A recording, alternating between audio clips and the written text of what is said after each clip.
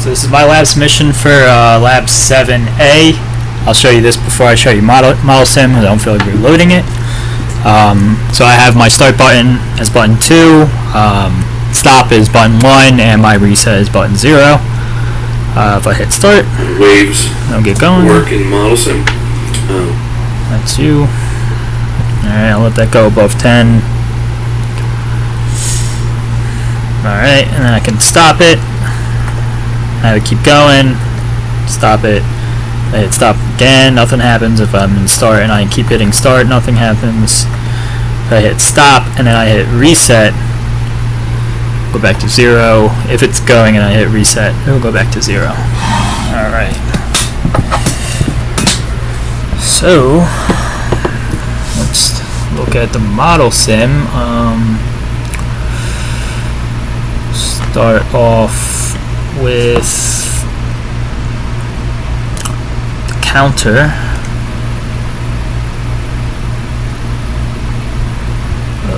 Where's the test bench? Okay, so there's the test bench, which means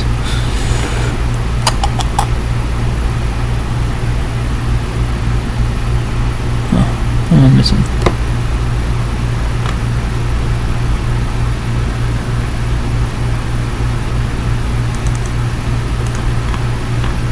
Okay, there's referencing that. Okay, so that's the test bench. I'll make this my top level entity. Make sure that my correct test bench is picked. Hit apply. Alright, is Model Sim open? No. Alright, so elaboration. No. Alright. Turn that off if you want to listen to that.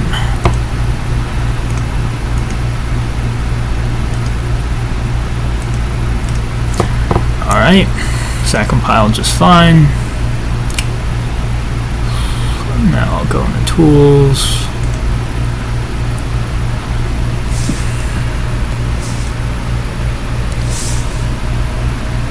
Alright.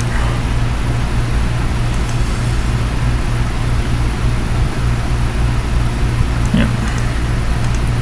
Alright. So I'll zoom in a little bit. Go to the beginning. I'll open this one up. And, yeah.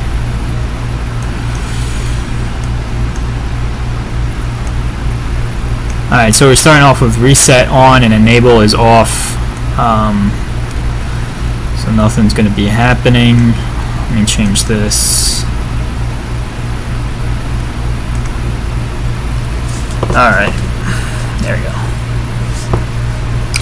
Okay, so yeah, reset's on, enable is off, reset's now off. Enable is now on, so I'll start counting. 1, 2, 3, all the way up, and we'll let that go for a while.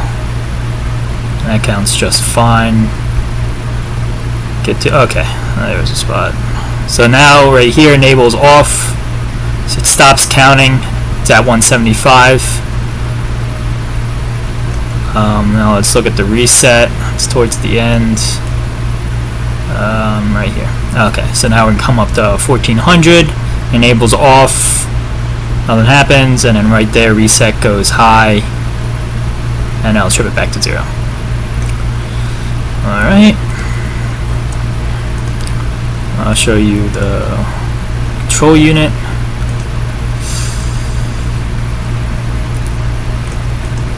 Make that our top level entity. Go in. Change my test bench. Apply, okay.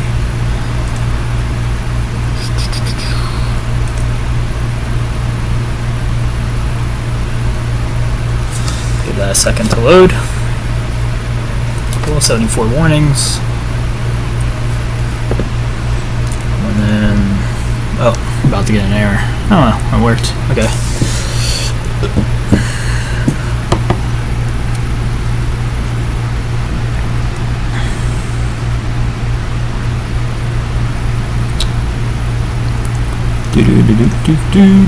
Okay. So, I made mine in schematic and then I converted it to a into a Verilog file. So I don't have actually the states as the state and next state to put in. They're in the schematic, but once they're converted to Verilog, there's some random synthesized wire that I didn't really dig for. But I know that if right here, if RT is off and ET is off, that means I'm in state 1. If RT is on, if RT is on, that's reset time. Oh, no. So reset timer, that's state 1, and then state 1, and then state 2 is when I'm going to start counting. So that will be when ET is on. That's an enable timer. And then if I'm in state 3, nothing should be on because it should just be holding. So right here, this is state 1. Clock's 1's reset.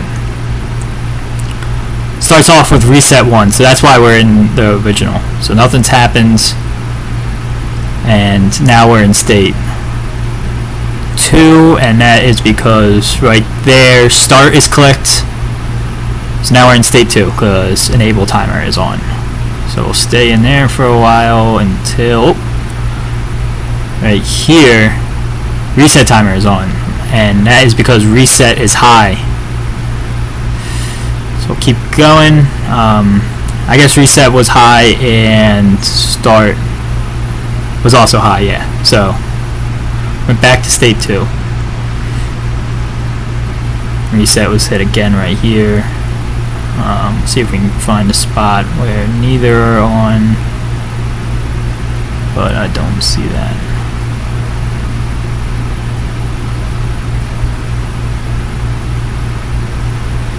Guess that's not coded into the test bench module,